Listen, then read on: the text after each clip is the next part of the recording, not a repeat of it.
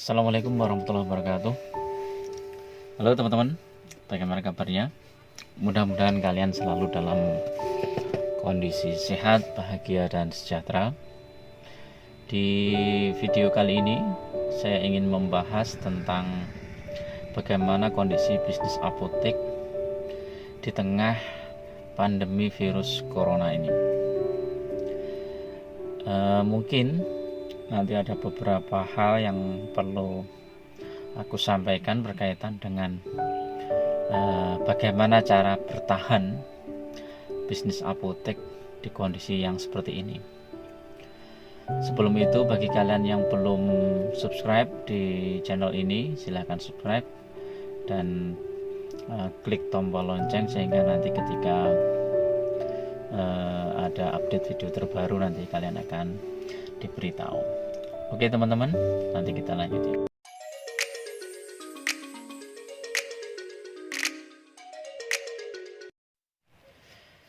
Oke, kita lanjut ya. Wabah corona benar-benar membuat bisnis apapun itu kelabakan. Seperti kalian ketahui, sekarang di berbagai daerah ada pembatasan aktivitas atau PSBB ya, bukan PSBB. PSBB itu dulu pelajaran pendidikan sejarah bangsa-bangsa, zaman saya masih sekolah di SMA. Sekarang PSBB ya, intinya lah lockdown tapi nggak total gitu, jadi cuman sebagian.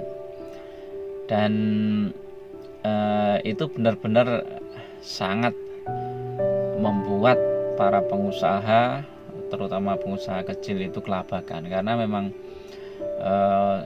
pengusaha kecil atau UMKM itu sangat bergantung pada pendapatan harian, seperti penjual makanan, penjual minuman, kemudian apalagi ya, banyaklah pedagang pasar, pedagang sayur, dan lain-lain. Pabrik-pabrik kan banyak yang tutup juga. Itu benar-benar luar biasa. Dan mungkin bagi kalian yang ingin tahu tentang virus corona ini apakah konspirasi atau bukan, bisa lihat di video saya sebelumnya dengan judul konspirasi virus corona, siapa dalangnya. Silahkan lihat dan silahkan berpendapat di sana. Saya sudah mengungkapkan pendapat saya, dan teman-teman bisa berpendapat juga.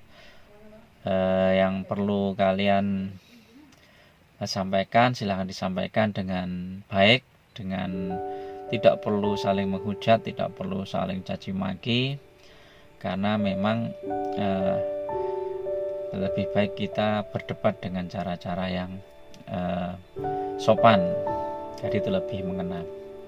Baik, mengenai kondisi bisnis apotek ya, mungkin ada beberapa orang yang menganggap bahwa bisnis apotek bagus ya, karena di tengah pandemi virus ini orang pada berbondong-bondong beli obat, beli vitamin, beli macam-macam lah, masker, sarung tangan, dan lain-lain.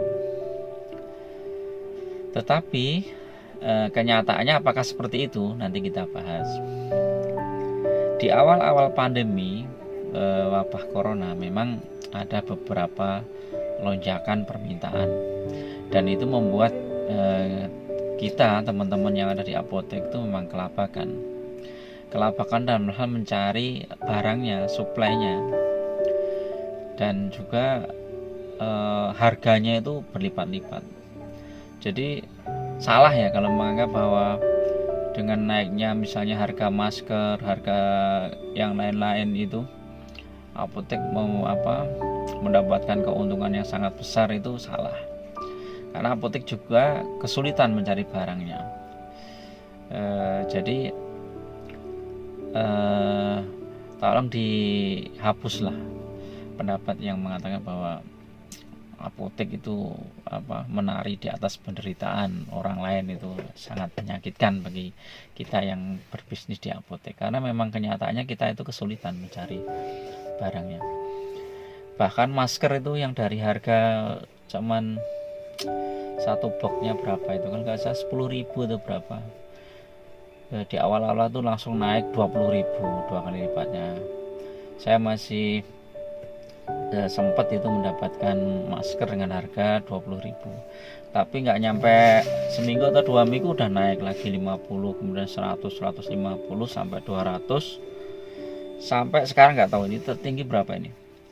Banyak sekarang itu sudah mahal sekali karena memang barangnya nggak ada, sehingga pihak supplier pun menjualnya ya kita nggak tahu mereka supplier itu dapatnya barang lama atau barang baru. Karena kalau barang lama dia bisa dapat murah gitu. Tapi kalau barang baru ya sama aja, mereka juga dapatnya sudah harga tinggi. Jadi itu. Jadi memang di awal-awal bisnis apotek itu omsetnya naik signifikan. Ya, ada yang naik 30%, 40%, 50%, bahkan mungkin ada yang naik sampai 100% atau 200% di awal-awal pandemi. Karena ya begitulah, masyarakat itu kan kadang pertama meremehkan, kemudian ketika kejadian itu benar-benar terjadi baru kelabakan, panik. Jadi ya seperti itu. Jadi kelihatannya wah enak ini naik, tapi di bulan berikutnya ini biasanya akan terjadi penurunan omset yang luar biasa. Jadi omset bisa turun di bawah omset sebelum pandemi. Jadi kalau misalnya omset sebelum pandemi itu 100 juta, kemudian di awal pandemi omsetnya naik jadi 150 atau 160 juta. Maka setelah bulan berikutnya itu naik omsetnya bisa di bawah 100, bisa 90, bisa 80. Sehingga turunnya omset yang begitu cepat dan drastis itu membuat banyak pengusaha apotek itu kelabakan. Karena apa? Karena dia itu tagihan utang dagangnya bulan sebelumnya itu kan, kalau omset misalnya naik dari 100 ke 150 kan berarti tagihan dagangnya paling enggak naik ya sekitar 50 jutaan ya, paling enggak 150 juta. Kalau misalnya dikurangi margin 20% ya, misalnya 30 juta ya, itu berarti utang dagangnya itu sekitar 120 juta. Nah, ketika bulan berikutnya itu ternyata omsetnya cuma 90 juta, berarti kan ada selisih ya antara tagihan utang dagang yang 120 juta tetapi omset cuma 90 juta, ada minus 30 juta. Nah ini yang membuat para pengusaha apotek itu kelabakan, karena dia harus menyediakan dana cash itu 30 juta. Belum ditambah lagi banyak beberapa supplier yang mintanya beli cash, yang biasanya kita bisa beli tempo 21 hari atau 1 bulan. Tetapi karena ini pandemi virus, banyak mungkin kita nggak tahu ya, mungkin dari pabriknya juga diminta cash ya, akhirnya supplier pun minta dibeli secara cash. Nah ini menambah beban pengusaha apotek karena dia harus menyediakan cash tambahan lagi. Kalau misalnya yang cash tambahan itu sekitar 10 juta ya berarti kita harus menyediakan uang paling enggak, tadi kan selisih 30 juta tambah 10 juta 40 juta. Jadi itu teman-teman. Dan kita nggak tahu nanti ini wabah pandemi corona ini sampai berapa bulan ke depan. Kalau ekonomi turun, kemudian daya beli masyarakat turun, pasti nanti akan sangat berpengaruh terhadap omset teman-teman di apotek. Karena ya memang masyarakat itu daya belinya turun, dan mereka pasti akan berhemat, dan apa saja yang tidak perlu mereka beli ya mereka nggak akan beli. Mungkin yang biasanya beli vitamin, beli anu tuh nggak begitu penting ya. Ya sekarang ditunda dulu. Beli yang penting-penting dulu, misalnya bahan pokok, beras, sayur, lauk pauk dan lain-lain. Mungkin itu ya. Jadi bagi teman-teman yang punya bisnis apotek, itu saya berharap kalian menyiapkan paling enggak untuk 6 bulan ke depan ya. Kita antisipasi saja, bisa jadi sampai 6 bulan atau bahkan lebih ini akan terjadi krisis ekonomi, dan itu memerlukan banyak uang cash untuk operasional apotek kita. Dan bisa jadi kalau omset kita akan turun terus ya, kita harus jeli-jeli bagaimana cara menyikapinya. Apakah kita akan efisiensinya di mana, misalnya kalau karyawannya bisa dikurangi, atau kalau karyawannya tidak bisa dikurangi ya sudah, jam kerjanya aja kita atur, sehingga nanti biaya pegawainya itu juga akan berkurang. Terus biaya-biaya yang lain yang biasanya kita bisa berhemat ya kita hemat aja, misalnya listrik, telepon, pulsa gitu kan, dan lain-lain. Kalau kita bisa berhemat. Saran saya, omset itu tetap pertahankan. Bagaimana caranya? Ya di tengah krisis itu kita harus jeli-jeli apa yang kira-kira dibutuhkan masyarakat, yaitu yang kita sediakan. Barang-barang yang fast moving itu kita harus sediakan. Sedangkan barang-barang yang lama, yang perputarannya lambat, ya udah kita cut saja, nggak usah ditambahin. Nah, kita harus kreatif ya. Sekarang misalnya kebutuhan banyak yang untuk masker, kemudian hand sanitizer dan lain-lain, ya kita stok saja. Tapi tidak perlu panik stok ya. Kita nimbun stok banyak, karena ini ada beberapa pengalaman dari ada teman yang curhat. Dia saat harga hand sanitizer itu tinggi, dia ditawarin untuk beli. Dia udah beli banyak, ternyata sekarang hand sanitizer itu harganya sudah jatuh. Nah ini rugi besar. Jadi hati-hati juga untuk teman-teman yang di apotek itu, kita tidak usah panik stok ya. Kita stok, kalau saya tuh ya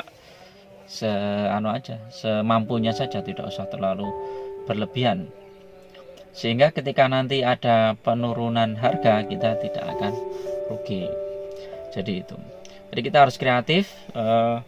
Silahkan dilengkapi barang-barangnya, kalau bisa tetap fokus di pelayanan. Kemudian barang-barang, kalau teman-teman punya swalayan itu dilengkapi swalayan, barang-barang HV, minum-minuman, snack dan lain-lain. Terus vitamin-vitamin yang memang itu dibutuhkan dan fast moving ya kita sediakan, nggak masalah. Kalau yang lain-lain, obat-obat yang lain, kalau yang jarang keluar sementara kita cut dulu. Jadi itu. Terus bagaimana cara menambal kekurangan cash akibat penurunan omset tersebut? Ya ada beberapa hal. Pertama, kalau kita misalnya punya uang, ya udah kita suntik dana cash. Tapi kalau kita nggak punya, ya sudah, kita negosiasi dengan pihak supplier untuk meminta jadwal ulang tagihan. Sehingga misalnya kita jatuh temponya tanggal 15, kita minta misalnya tanggal 30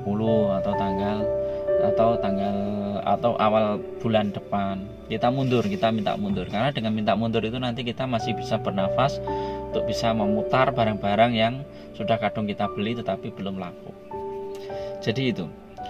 Bagi teman-teman, silahkan nanti berkomentar kalau teman-teman punya ide, gagasan tentang bagaimana strategi bertahan bisnis apotek di tengah wabah pandemi corona ini. Dan jangan lupa share bila video ini bermanfaat bagi kalian. Bagi teman-teman yang ingin memperdalam tentang bisnis apotek, saya membuat sebuah website yaitu mentoring bisnis apotek. Nanti silakan teman-teman gabung di situ.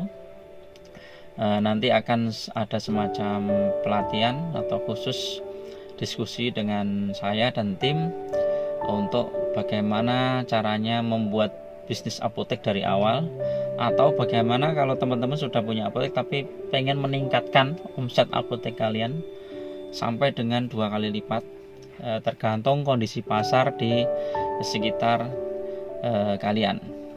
Dan nanti akan kita bimbing secara bertahap, dan mungkin kalau nanti kondisi sudah agak reda, nanti kita bisa adakan kopi darat.